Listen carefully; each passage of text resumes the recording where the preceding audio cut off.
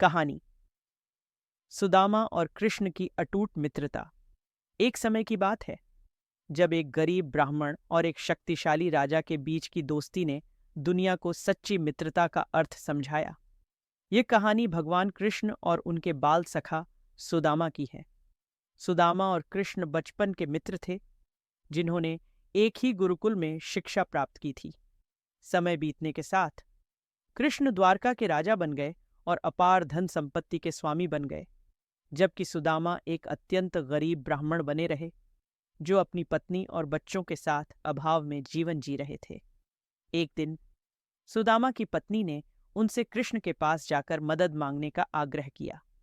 सुदामा को संकोच हुआ, लेकिन अपनी पत्नी के कहने पर वे कृष्ण से मिलने के लिए द्वारका गए।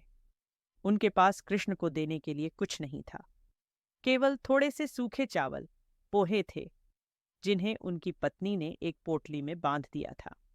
जब सुदामा द्वारका पहुंचे तो द्वारपालों ने उन्हें अंदर जाने से रोका, लेकिन जब सुदामा ने कहा कि वह कृष्ण के मित्र हैं, तो खबर कृष्ण तक पहुंची।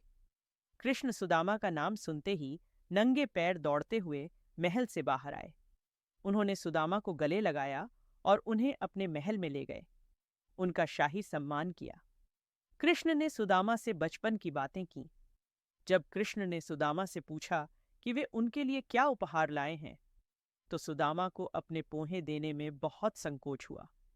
लेकिन कृष्ण ने उस छोटी सी पोटली को खींच लिया और बड़े प्रेम से उन सूखे चावलों को खाया। जैसे ही कृष्ण ने पोहे खाए, सुदामा के घर में आश्चर्यजनक रूप से समृद्धि आ गई। सुदामा को यह एहसास भी नहीं हुआ कि कृष्ण ने उन्हें धन और ऐश्वर्य का आशीर्वाद दे दिया है। जब सुदामा अपने घर वापस पहुंचे तो उन्होंने अपने छोटे से झोपड़े की जगह एक भव्य महल देखा। सुदामा ने कृष्ण की निस्वार्थ मित्रता और उनके भक्त के प्रति उनकी करुणा का अनुभव किया।